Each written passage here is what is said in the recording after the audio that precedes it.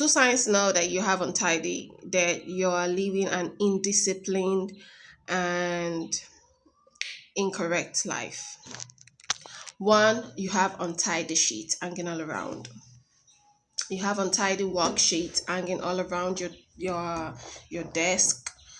You have untidy things, like untidy books hanging all around, untidy untidy room, an untidy room, untidy environment, untidy home, and untidy wardrobe. Even you just have everything untidy. That shows that you're not working correctly and that you're indisciplined. One, and this would lead you to to imperfection. It will lead you to unfinished work. Like the moment you keep having things on an untidy folder, you keep having things untidy, like an untidy folder, untidy notes on your phone, untidy files, untidy everything is just untidy. That shows that you're not properly working towards discipline, and then you need to correct yourself. You need to keep things tidy. In order to be disciplined, you need to make sure that things are tidy, that everything around you is tidy. Try to fix everything around you, all of the little petty things that are hanging in corners. Try to get them together, fix them up in one folder. Build your phones, especially your accessories, like build tiny little folders that give you quick access to them, because untidiness can lead to confusion and you don't want to be confused. In order for you to win, to be disciplined, you need to have your head straight, put your head in the game and know what you're doing. Two,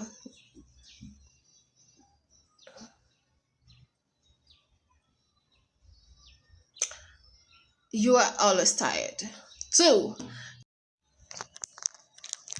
untidiness can lead to forgetfulness. When things are not settled, when you're not settled, you're having so many things hanging around. You're indulging into so many conversations. You're putting things, opening different folders and stocking things inside. These things can lead you to forgetfulness.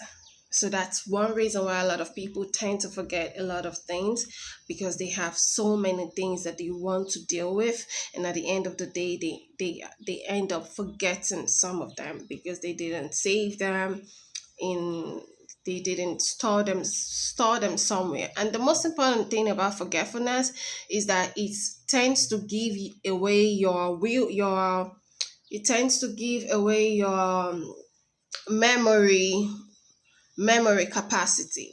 So then it gives you dependency on your phone, gives you dependency on a schedule note, gives you dependency on like a timetable or something. It has you on a note. I'm sorry. It has you just writing down every little thing just so I don't forget, So those things are untidy. Try to eliminate it from your life as a lady. Eliminate it and live a tidy life, live a disciplined life so you can have a successful mind. Okay? Number two, tired. Laziness. You're tired. I'll do it tomorrow. Later. Now, and I know a lot of motivational speakers would say this, and you'll be like, oh, this is just one of that TED Talk that people do, or that TED Talk that's hanging online or something. You know, a lot of motivational speakers would say they're the right. So just put yourself in the strength of your own capacity. Be dependent on your own self. In order to be independent, you have to be disciplined. You have to be tidy. So put yourself in your own power. Do not quit resting your power on somebody else.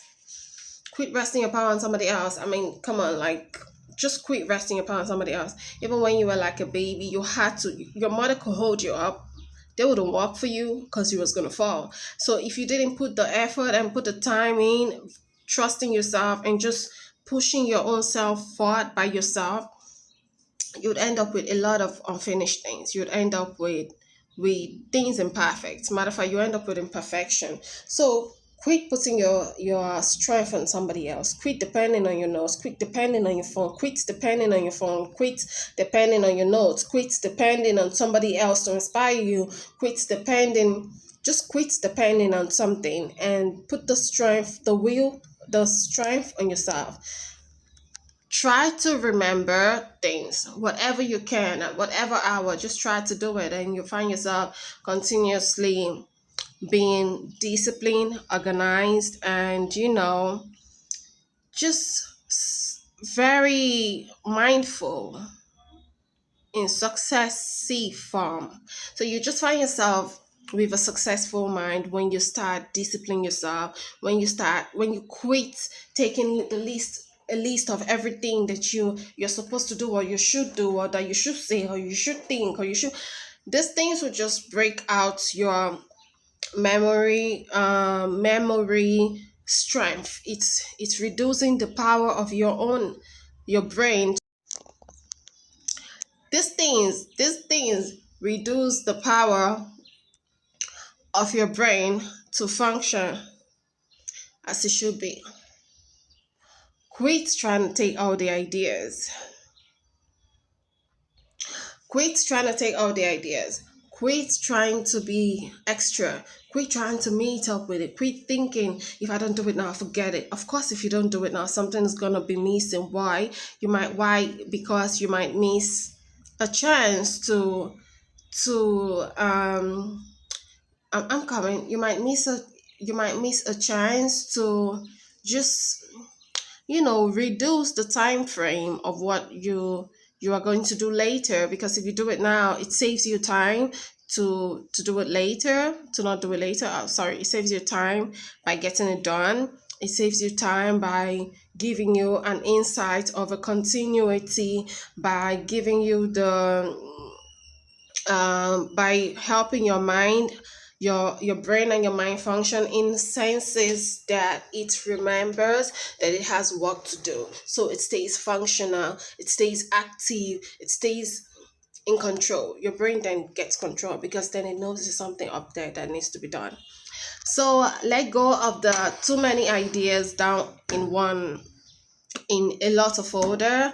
Let go of the too many deeds done that are undone in a lot of order, and just concentrate on one thing that you will be perfect in. And then sometimes a little drop of water, sometimes it's just good to just get a whole cup instead of sipping the glass. So sometimes just finish one before you do another one, because that will make you indisciplined. When you start doing everything at the same time, it will lead to indiscipline.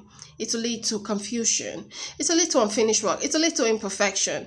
You then get to be imperfect. You don't get perfect because you're tapping on different things at the same time. So try to finish up everything you're doing. Try to post your pictures today.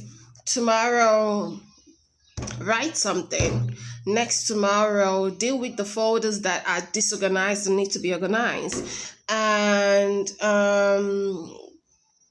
next tomorrow, fix your laundry, tidy up your storage space, your closet. Just organize something in your home. The next days, deal with whatever. Deal with your plants. Deal with your plants, your flowers, or something. Just do it one bit at a time. Okay, this will save you space, this will save you confusion, and it will help with imperfection. So don't rush, just take life easy. Life is really soft.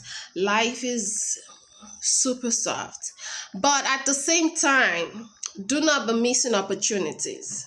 Secondly, you need to know that if you miss an opportunity, it really wasn't an opportunity at all. And this is not, this is the thing that broke people say or stuff. This is the truth. If you ever in your life miss an opportunity, that is not a fucking opportunity at all.